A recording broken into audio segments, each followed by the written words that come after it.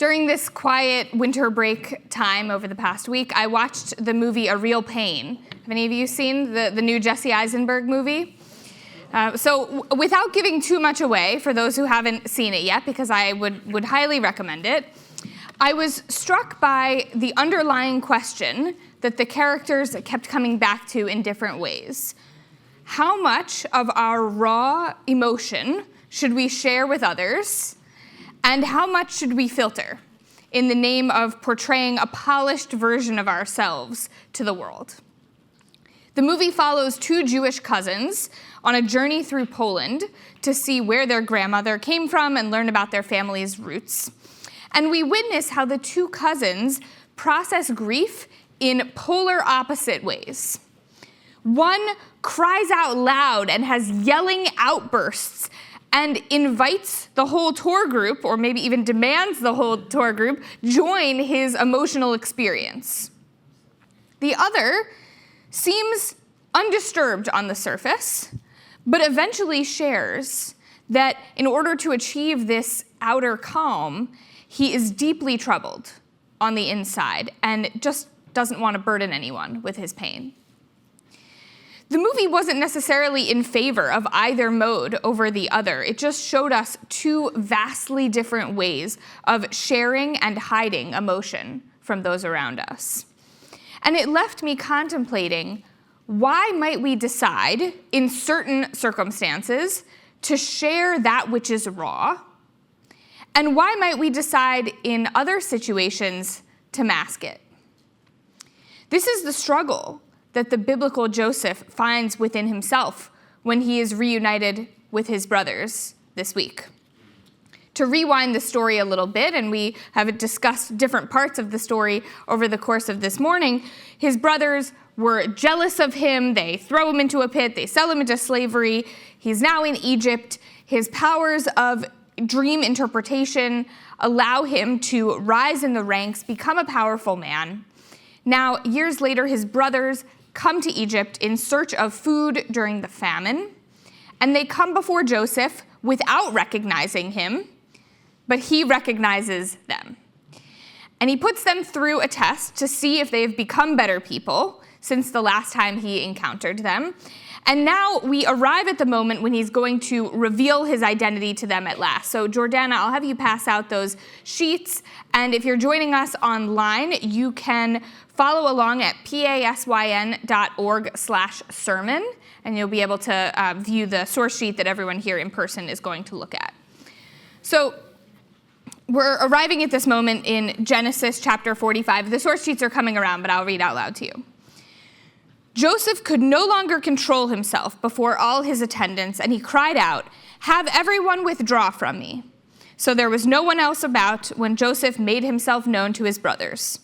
His sobs were so loud that the Egyptians could hear, and so the news reached Pharaoh's palace. Joseph said to his brothers, "I am Joseph. Is my father still well?" But his brothers could not answer him, so dumbfounded they were on account of him. So knowing that this big, raw, uncurated moment is coming, Joseph, as the text tells us, can no longer control himself. And so he sends his attendants away. He wants everyone else to leave the room aside from his brothers. So looking at this text, and I'll challenge you not to look at the whole rest of the packet that's coming out. Just look at that first page, the first text there, Genesis 45, 1-3. Just looking at this text, why do you think he does this? Why does he send everyone out from the room? We see what's about to happen next. We see that he's going to start sobbing, that he's going to reveal his identity. What is his reasoning for sending the attendants out of the room? Yes, in the back. You just need a source sheet. Okay. Okay, just raise your hand. And I'm told that the mics in the room will pick up the sound enough for those on the live stream if you speak loudly enough. So why would Joseph send all his attendants out of the room before having what he knows is about to be this outburst? Les. People know he's Jewish. Okay, you think he didn't want the Egyptians to know he was Jewish? Okay, all right. What else? Yeah. Well, he's the second most powerful man in Egypt, and he doesn't want people to see him in a moment that might be perceived as weak. Okay, great. He doesn't want people to see his weakness. I'll repeat so that even those in the room can hear as well. He is so powerful in Egypt. He is the second most powerful man in Egypt. He doesn't want people to know of his weakness. Great. Any other reasons that you can think of why he would send his attendants out of the room? He wanted a private moment with his family. Yeah, he hasn't had that in a long time, of course. Anyone else? Okay, so there are a few possible answers that the commentators come up with. And I think on its surface, we can say he knows he's going to lose control, right? This starts out by saying Joseph could no longer control himself. In general, that's not a good time to be in public. When you know you've lost control or you're about to lose control, that's usually a time when we'd say, go have a private moment, if you know, right, that you've lost control. So that's sort of on its surface. So let's look at what Rashi says, if you turn to the second page. The capital letters are just repeating what the text already says. So he could not bear that the Egyptians should stand by him, witnessing how his brothers would be put to shame when he made himself known to them. So Rashi says it's actually not about his own vulnerability, his own being out of control, his own portraying weakness, the private moment with his brothers, none of that. He doesn't want his brothers to be shamed. Now, you might think that his brothers deserve to be shamed for what they did, but Joseph, at least in Rashi's interpretation, believes strongly enough in teshuvah, that the brothers have done their repentance, and they don't deserve to feel shamed. Let's look at the next one. So if you want to look at the English, it's on the third page. Ramban.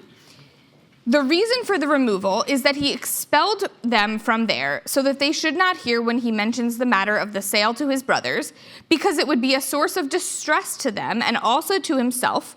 For the servants of Pharaoh and the Egyptians will say of them, these are treacherous people who must not live in our land nor tread in our palaces. They have acted treacherously against their brother and also dealt treacherously with their father.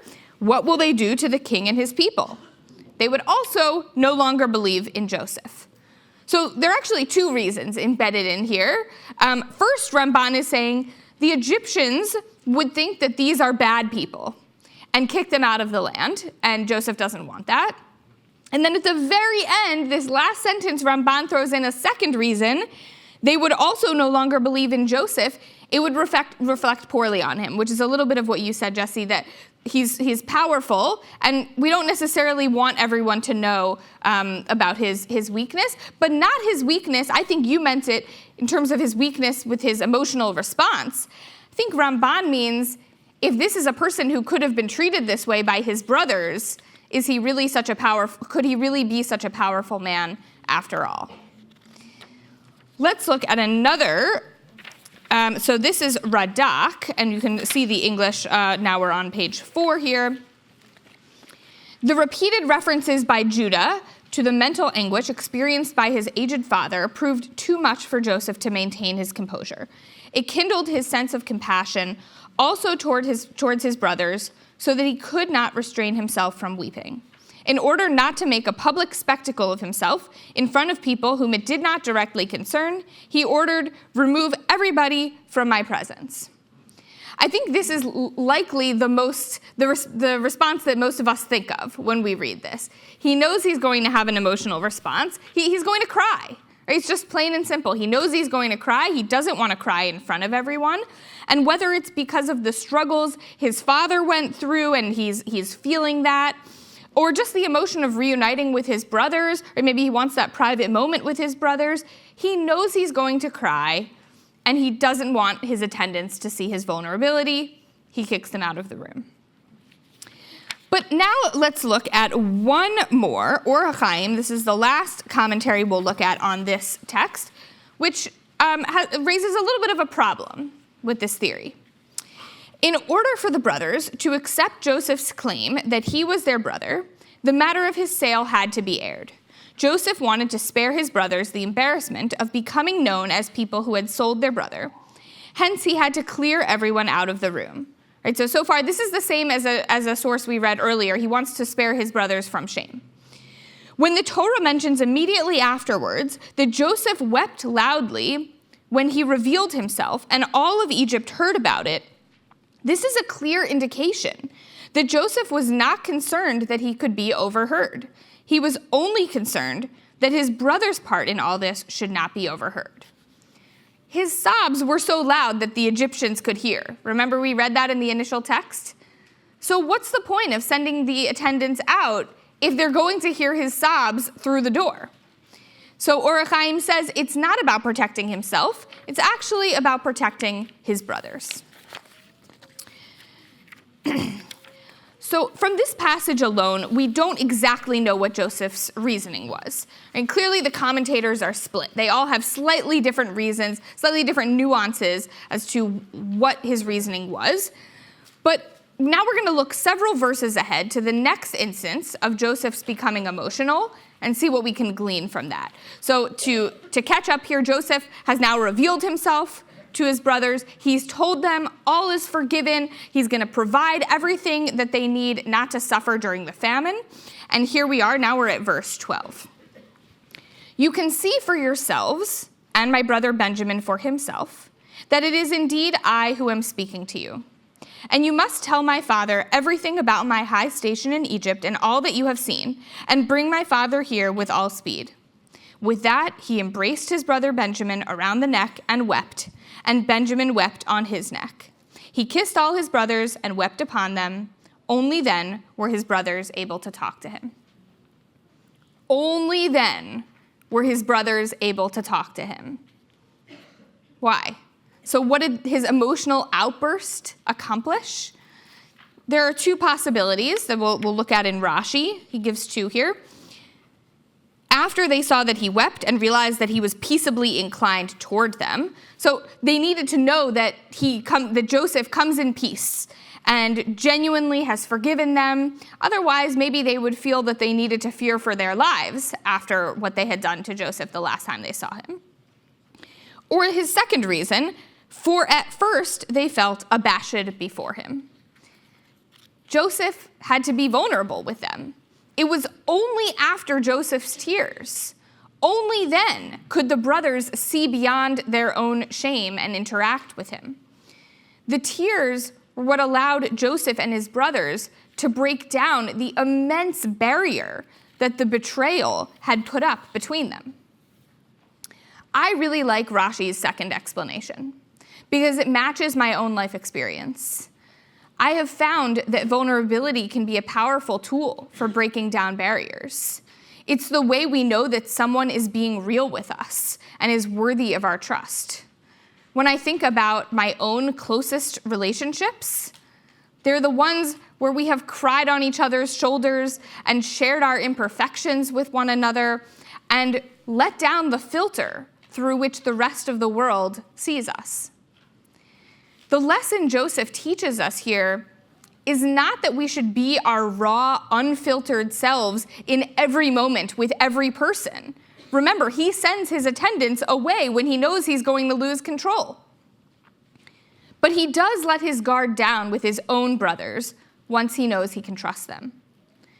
Joseph models the choice that we make in every relationship and every interaction. When do we filter? And when do we share?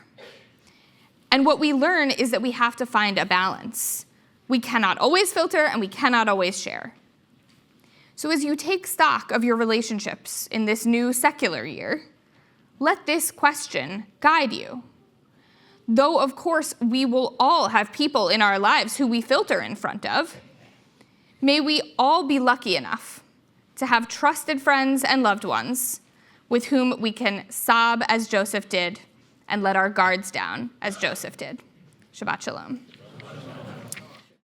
Thank you for joining the Park Avenue Synagogue family. I hope you enjoyed the sermon. Please consider supporting our online community by scanning the QR code or by going to supportpas.org or by making a donation. Shalom, and see you in shul.